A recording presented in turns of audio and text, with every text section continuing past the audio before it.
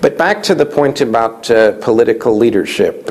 Richard Gilbert, my co-author on the book, was an elected public official for over a dozen years in Toronto. So he actually has firsthand experience in gaining and holding public office. My doctorate is in political science, so we approach this as a political challenge, recognizing that that is a key issue.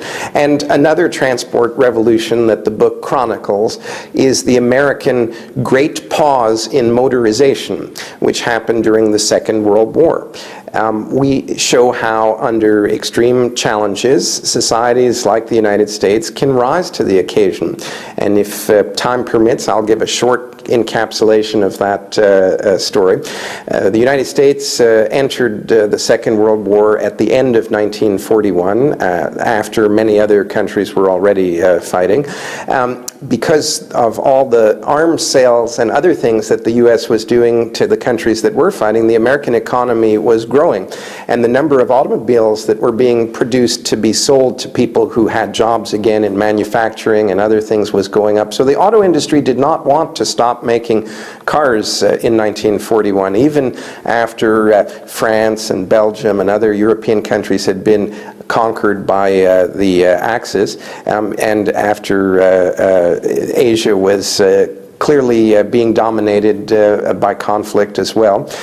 It took until after Pearl Harbor, December 7th, for the U.S. to act, and the U.S. created a War Production Board, which was essentially a central economic manager for the war. The first production order that the War Production Board issued, which was in February of 1942, was to stop, not pause, or not limit, but stop all civilian automobile production.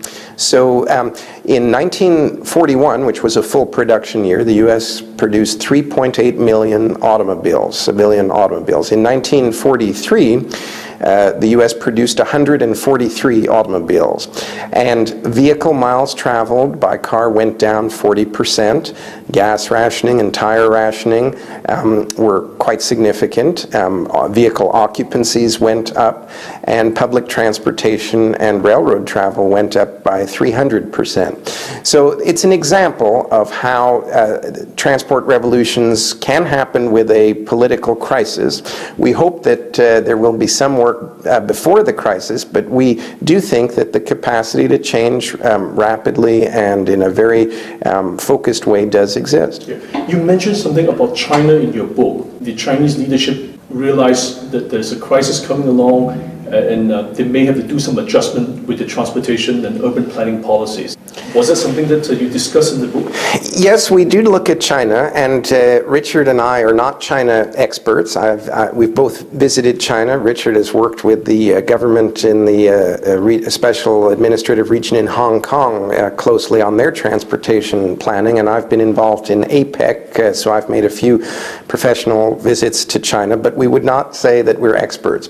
I think that the optimistic view that we take for China is that there are two advantages that they either have, that they have and that they will perceive more clearly as the price of oil continues to rise.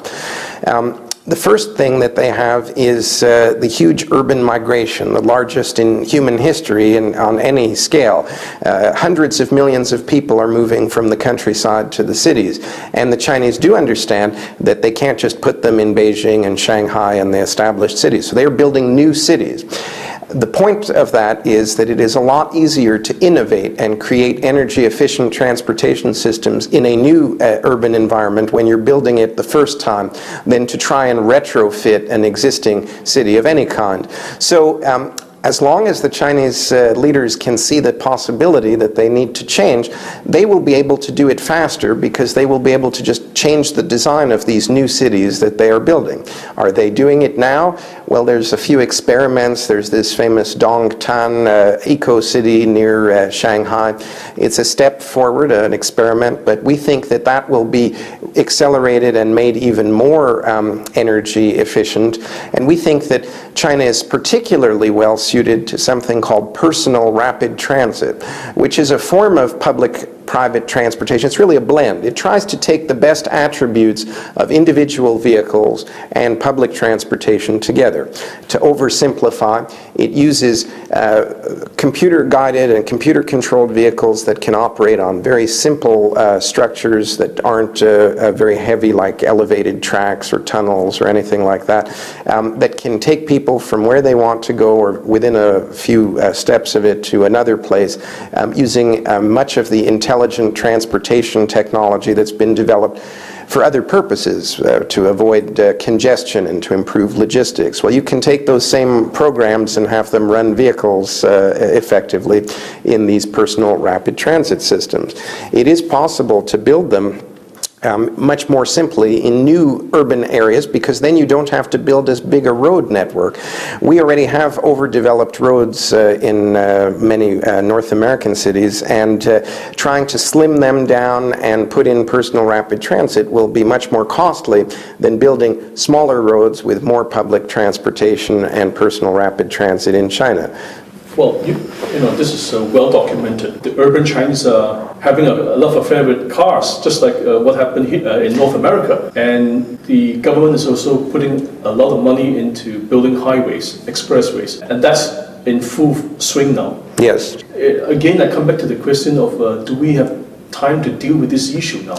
Especially if you're going to see $200 oil in the next 3 to 5 years, or even before that. Yes. How are we going to deal with this situation of China accelerating highway construction and automobile ownership, and then the Americans having this legacy system and needing to adapt to this new situation? Well, we're going to have a disaster between these two countries. I hope not. Again, I think that there's quite a reasonable possibility that the Chinese leadership will understand that people who've never been in an automobile, of which there's still hundreds of millions in China, will find good quality personal rapid transit to be an acceptable improvement compared to walking in the rural areas, which was all they had, or maybe a bicycle if they were very lucky before. So yes, people who already live a middle-class, westernized lifestyle in Beijing or Shanghai in China will resist change. But just by the numbers, there's still many, many more Chinese who would see any type of electric public transportation system as an improvement. And the reality is not between having an electric transportation system and an automobile transportation system in 10 years' time in China. It's between having the electric transportation system and nothing.